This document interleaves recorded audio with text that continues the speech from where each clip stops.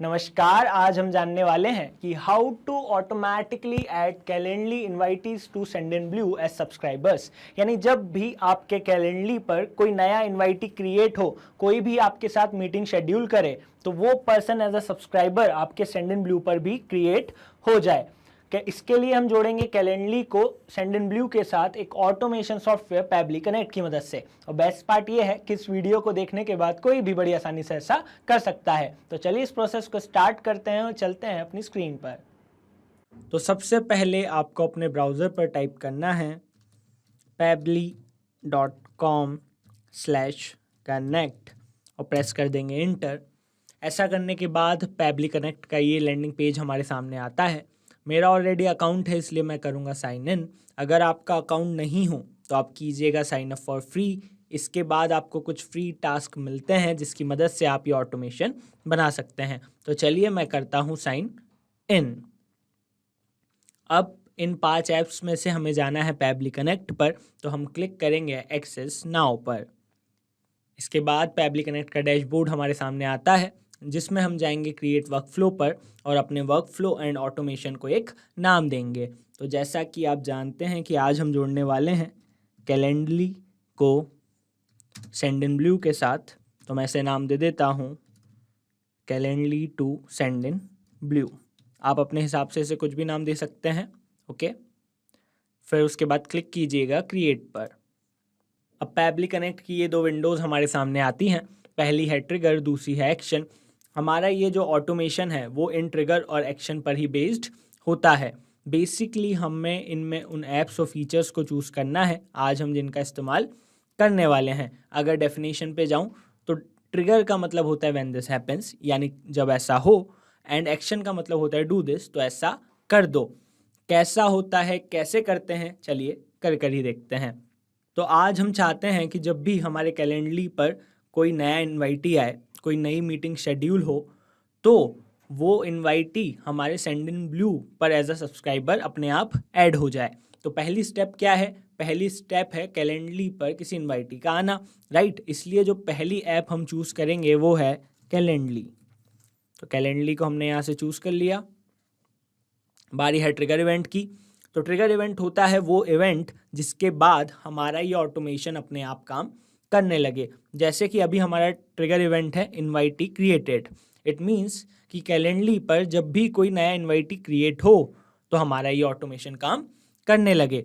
पर ये ऑटोमेशन काम कब करेगा? जब ये जुड़ेगा पैबली कनेक्ट के साथ। तो इसे पैबली कनेक्ट के साथ जोड़ने के लिए हम क्लिक करेंगे कनेक्ट पर, जाएंगे ऐड न्यू कनेक्शन पर, कनेक्ट विथ कैलेंडली पर क्लिक करेंगे। तो पैबली कनेक्ट कैलेंडली के साथ सक्सेसफुली कनेक्ट हो चुका है। ऐसा करने के बाद ऑर्गेनाइजेशन और यूज़र अपने आप आ जाता है। देखिए मैं दिखा देता हूँ, ये मेरा कैलेंडली का डैशबोर्ड है। यहाँ पर ये हमारे यूज़र हैं। ओके, तो यहाँ लिखा आ रहा है वेटिंग फॉर रिस्पॉन्स। ओके, अगर आपका ऐसा लिखा ना आए तो आप क्लिक कीजिएगा save and send test request पर, उसके बाद ऐसा आ जाएगा। ओके, और अगर अब हम यहाँ पर नोट को पढ़ें तो देखिए यहाँ लिखा है do a test submission in that application in order to capture the response here. तो बेसिकली हमें कैलेंडली पर जाकर एक टेस्ट रिस्पॉन्स करना है जिससे वो डेटा हमें यहाँ पर मिल सके। तो चलिए मैं चलता हूँ अपनी कैलेंडली पर। तो मैंने एक ये मीटिंग बना रखी है ना। आप चाहें तो ये प्लस क्रिएट पर करके आप भी बड़ी आसानी से मीटिंग बना सकते हैं। तो अब मैं इसे एज अ क्लाइंट भर रहा हूँ, एक टेस्ट रिस्पॉन्स कर रहा हूँ। तो मैं जाऊँगा व्यू बुकिंग पेज पर। अब मैं 16 तारीख को मीटिंग शेड्यूल कर लेता हूँ 10:30 बजे से, कंफर्म।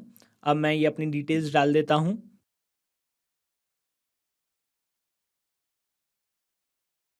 आप अपने हिसाब से डिटेल्स डाल दीजिएगा और क्लिक कीजिएगा शेड्यूल इवेंट पर। ओके, तो देखिए मेरी मीटिंग शेड्यूल हो चुकी है ना। अब मैं चलता हूँ पैबली कनेक्ट पर। अगर ये सक्सेसफुली कनेक्ट हो गई होगी तो हमारी ये जो डिटेल्स हैं ये हमें अपने पैबली कनेक्ट पर मिल जाएंगी। तो देखिए यहाँ हमारा डेटा आ चुका है, राइट। ये जो यूज़र था उनका ईमेल आ गया है, ये ईमेल मैंने डाला था, ये उनका नाम आ गया है। ओके, ये फ़ोन नंबर आ गया है, राइट। ये टाइम जोन भी आ गया है। तो ये सारी डिटेल्स हमें मिल चुकी हैं। अब हम चाहते थे कि जब भी हमें कोई नया इन्वाइटी मिले कैलेंडली पर, राइट, तो वो एज अ सब्सक्राइबर सेंडइनब्लू पर ऐड हो जाए, है ना। तो इसलिए अब जो दूसरी एप्लीकेशन हम चूज़ करेंगे, जो एप्लीकेशन हम एक्शन में चूज़ करेंगे वो है सेंडइनब्लू। तो सेंडइनब्लू को चूज़ कर लेते हैं। एक्शन इवेंट होगा क्रिएट कॉन्टैक्ट, क्योंकि हम कॉन्टैक्ट क्रिएट करना चाहते हैं। फिर क्लिक करेंगे कनेक्ट पर, जाएंगे ऐड न्यू कनेक्शन पर, और अब हमें यहाँ पर API की डालनी है। तो देखिए यहाँ लिखा आ रहा है कि log in to your Sendinblue account, okay, click on your user name on the top right area and select SMTP and API, okay, and you will find API keys. तो ये इंस्ट्रक्शन हमें फॉलो करना है। तो मैं जाता हूँ अपने Sendinblue के डैशबोर्ड पर, ये मेरे Sendinblue का डैशबोर्ड है। मैं अपनी ये प्रोफाइल पर क्लिक करता हूँ, जाता हूँ SMTP एंड API पर, उसके बाद जाऊँगा क्रिएट अ न्यू API की पर, ओके, और अपनी API की को एक नाम दे देंगे। तो मैं नाम दे देता हूँ टेस्ट यूज़र, आप अपने हिसाब से कुछ भी नाम दे सकते हैं। जनरेट पर मैंने क्लिक कर दिया तो देखिए API की आ जाती है, उसको कॉपी कर लेंगे और यहाँ पर आकर पेस्ट कर देंगे, फिर क्लिक करेंगे सेव पर। ऐसा करने से Sendinblue भी सक्सेसफुली कनेक्ट हो गया। अब मेरे Sendinblue पर जितनी भी लिस्ट हैं वो आ रही हैं, ओके, देखिए आप देख सकते हैं ये सारी लिस्ट हैं। तो हम एक लिस्ट को यहाँ से चूज़ कर लेंगे, मैं चूज़ कर लेता हूँ कैलेंडरली इन्वाइटीज़ को, ओके। अब हमें उनका मेल डालना है, तो मेल हम यहाँ से मैप कर लेंगे, राइट। हमें मेल यहाँ पे मिला है, देखिए testuser@gmail.com। बेसिकली हमने ये क्या किया कि देखिए जो हमें ऊपर रिस्पॉन्स मिला था, है ना, यही रिस्पॉन्स यहाँ पर क्लिक करने के बाद नीचे आ रहे हैं सारे। तो ये बेसिकली जो हेडिंग थी वो हमने यहाँ पर चूज़ कर लिया। ये जो चूज़ करने की प्रोसेस होती है इसे कहा जाता है मैपिंग। ऐसा हम करते हैं वेरिएबल के केस में। वेरिएबल यानी वो चीज़ जो बार बार बदलेगी।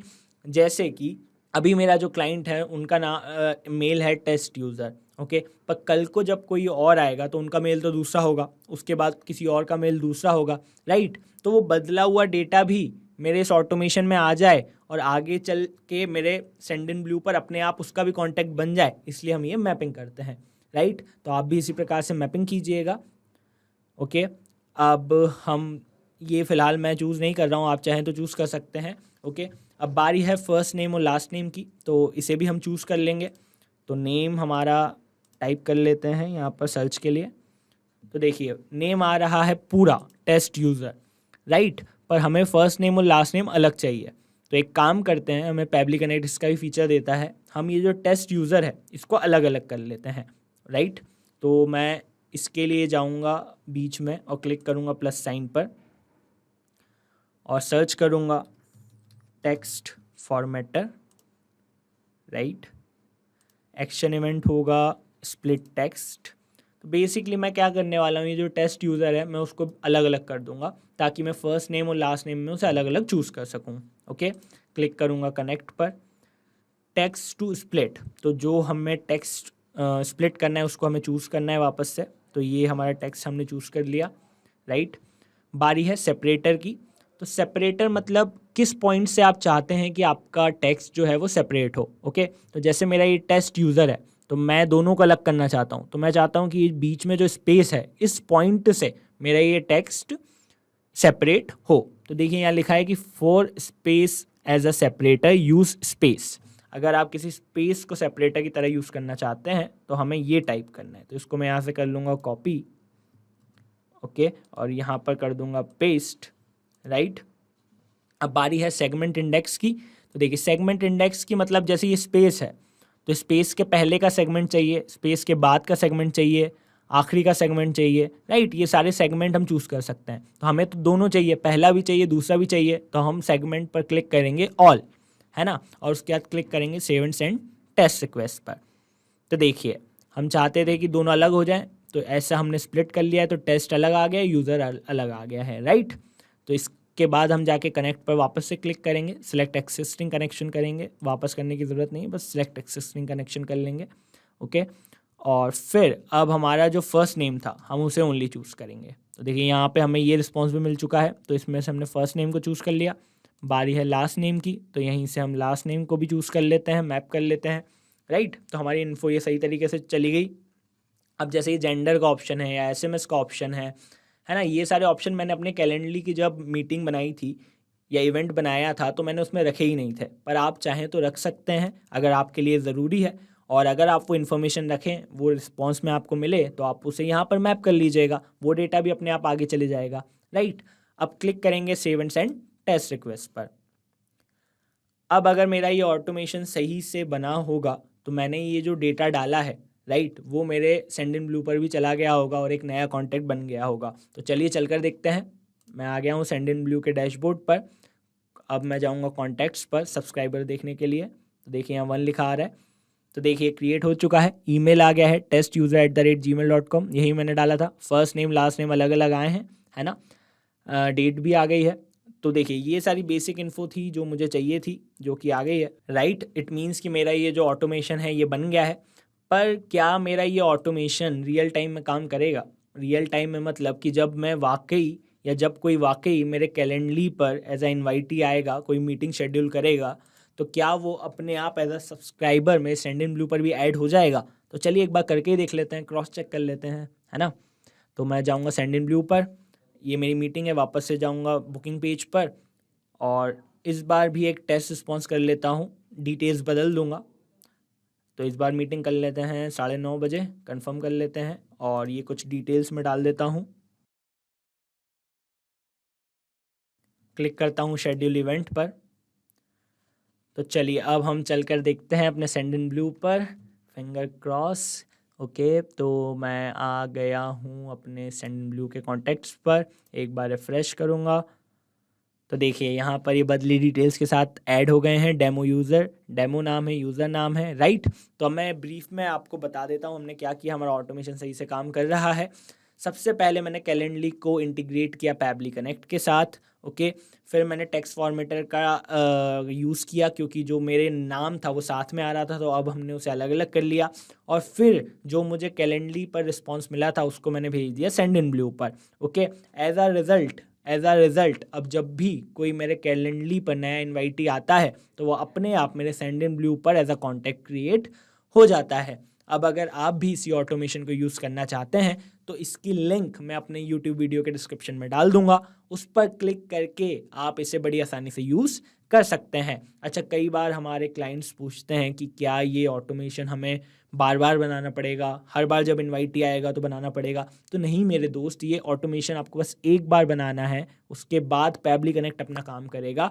और फिर वही बात मैं कहूँगा कि जब भी कैलेंडली पर आपका कोई नया इन्वाइटी आएगा तो वो सेंडइनब्लू पर अपने आप क्रिएट हो जाएगा। अब आपको हमारे इस वीडियो में कोई भी डाउट हो, कोई भी क्वेरी हो या कोई भी क्वेश्चन हो तो आप हमसे पूछ सकते हैं यहाँ पर। और इसके अलावा अगर आपको यह वीडियो अच्छा लगा हो तो इसे लाइक ज़रूर करें, इस वीडियो को शेयर करें और हमारे चैनल को सब्सक्राइब करें। तो चलिए मिलते हैं अगले वीडियो में। Thank you so much.